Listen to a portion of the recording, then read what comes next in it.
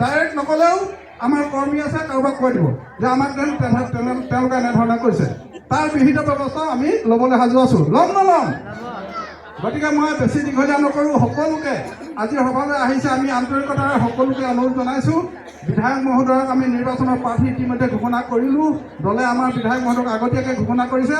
আমি তেওঁৰ লগত আছোঁ, সহযোগ কৰিছোঁ। ঢকুৱাখানাৰ উন্নয়ন তেখেতে কৰিছে, সকলোৱে দেখিছে।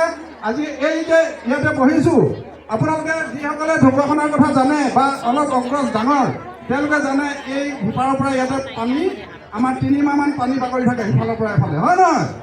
98ৰ পৰা হুৰহুৰাই থাকে। আমাৰ ঘৰবিলাকত আমি হুৰহুৰণি এটা শুনো, এই ৰাস্তাৰ এইপাৰৰ পৰা পানী আহি থাকে। এই যে পানী আহিব নোৱাৰা ব্যৱস্থাটো কোনে কৰি দিছে? বিধায়কে কৰিছে নাই?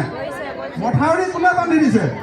বিধায়কে বান্ধি দিছে। গতিকে বিধায়কৰ যিখিনি কাম, সেই কামখিনিক আমি সন্মান জনাই বিধায়কক আমি আশীৰ্বাদ দিবই লাগিব।